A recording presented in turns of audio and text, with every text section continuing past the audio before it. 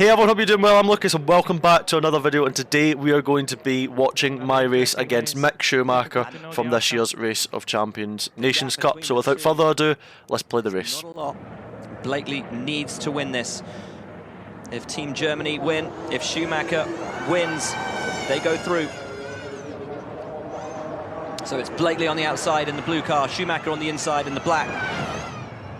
In these all-electric races, they are absolutely phenomenal to drive. The guys enjoying them so much. The Zeroid X1, 330 brake horsepower. As we ride back on boards, beautiful control once again from Mick Schumacher, who's becoming something of a snow and ice specialist. Yes, this is the time to put everything together now, but they know that, both of them. So Very over nice. the line, Blakeley with a 48. Schumacher comes through. Where is he? About... Ooh, it's about 5 seconds, so it is going to be tight between them. If Schumacher wins this, there won't be a fourth race, because as soon as they hit 3, that's it. They're done. They're through. So Vettel won't go out again if Schumacher can win this. But Blakeley pushing, as he has to try and take this thing to 2-2 and take it down to time. Oh, we have a mistake. And Blakeley has gone over the bank and finds himself on the wrong part of the track. And I don't think he realizes he's onto the wrong part of the track, does he? Oh, has he come back onto these? He's come back. He's come back. My apologies. We saw him coming back, but... That's it. Yeah. It's game over. And so 2 mistakes from Blakeley in the first race, and now in the second, and now into the wall. Disappointing for the E-Rock champion, and Jarno Opmeer won't get the opportunity to go out and race. Schumacher wins. It's 3-0 for Team Germany. You can see the smile on his face. Really disappointing for Blakeley. Had been so far, so competitive, but both on the sim and real world this weekend. The commitment that he's shown out on track has been phenomenal. His pace has looked great. So we went into this final race, I believe we were 2-0 down, so it meant that we needed to win this race to have a chance of to stay in it. So again, the philosophy we took was 110% attack, and yeah, we are in the electric rallycross, the Zeroid, which was one of the, I think it was possibly, I mean, outside of maybe the FC1X that was there that we didn't get to drive, I think this was the fastest car that we were able to drive. It was very quick. And yeah, hadn't driven this car on the day, but obviously had experienced it from last year and also a little bit of practice on the Friday as well. So yeah, quite a tricky car to drive with in some ways, but equally one that rewards you when you get it right. It's quite different to drive than, say, the rallycross car.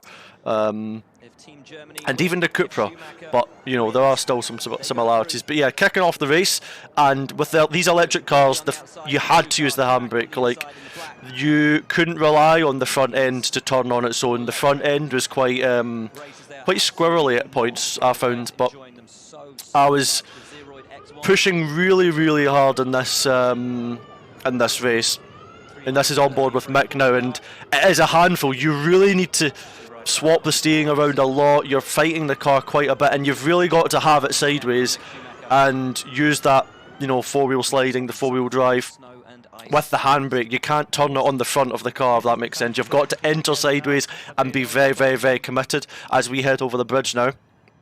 And yeah, this was, I think, heading into here, we brake really late, but you can see we're getting the handbrake on, we're getting it sideways. Probably ended up a tiny bit too wide, but again, this was us being as committed as we possibly could. And from here until when we end up in the wall, it was actually probably some of the best driving I'd done the whole time I've driven on snow and ice. But ended up in the wall because we were right on the limit, and you can see that was beautiful commitment from Mick. That was properly awesome. You can see rear wheels completely locked. That handbrake coming in clutch. That was awesome. And then you can see even ourselves as well, just fully committed. And this section was really nice. Like, we were really driving well at this point. And then it all comes undone here, obviously, because you can see we're already looking at this. You're like, oh boy, that's late. I'm like, oh, that's really late on the brakes. But I could maybe have got away with it had I been, maybe not so much got away with it, but the mistake I made, again, with ill judgment and not adapting to the conditions as maybe I should have, or with just not having the experience of the track changing through the day as well. That's not an excuse either. That's me being critically honest and learning, because it's huge learning experience every time you hit the track in these. But basically, you can see where we're braking. We brake really hard, but already, I mean, we just cut away there, but the rear end starts to come out here. But there's a lot of snow built up on the outside, and we really need to be clipping here, right? We need to clip quite early into this corner at this stage in the day where the track's really quite the track's really tricky offline. That's what the word I was looking for. But I mean, this I'll just watch it again, because this section was just a dance. Like, the car was just dancing, shuffling it over to the other side, getting the direction change.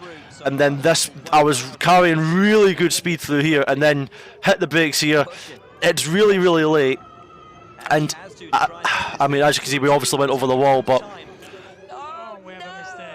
I think we needed to be a bit tighter to the inside, and we needed to use the handbrake, brake a bit harder on the inside, and use the handbrake earlier to try and avoid getting the reroute on the outside and where we did. But yeah, and then I knew Mick was ahead, so I just kind of yeeted it into the last corner, and it was a bit clumsy, but it was all over from that point anyway. But and then, I mean, unfortunately, this meant Jarno didn't get to race his last race, which was that was my fault, because I mean, I lost. So, but yeah, I mean, the painful thing is we had what was the split? It was like 5.1. So this put Mick and I pretty much. Again, I don't actually know what the split worked out as, whether which was ahead and which was behind, but this would have put us pretty close. I can't exactly judge whether it would be in my favour or Mick's favour, but a 5.1 second gap to me was not a bad on the splits. Obviously, that's not actually the gap, but it was looking good, and this whole section here was some of the best driving I'd done until I sent it into the wall. It's funny how that works out. I was really starting to flow with it, and then we just got greedy. Well, not greedy. We were sending it so hard, because Mick is so. I mean, he came second in the overall Race of Champions this year, and the individual one, and he's really good in these conditions. So I knew if I was to have a chance, I had to push. And the thing that I take away from it, and the thing that I guess I'll leave, with my head held high on, is I gave it everything, and I was pushing so hard, and I'd rather do that and do this and do that than not push and then wonder what if.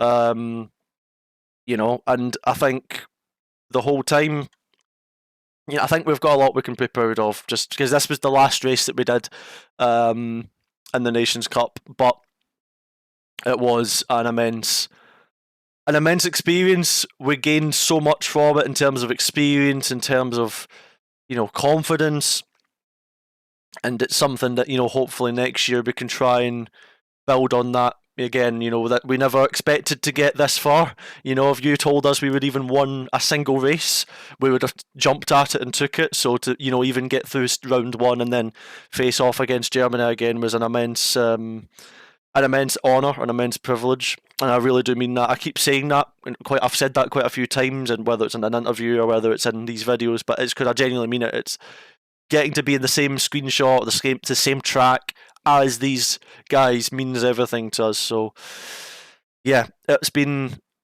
fun bringing you guys these videos. I hope you've enjoyed them, and yeah, I hope to catch you guys in a future video. So take care, everyone. Love you all. See you guys next time.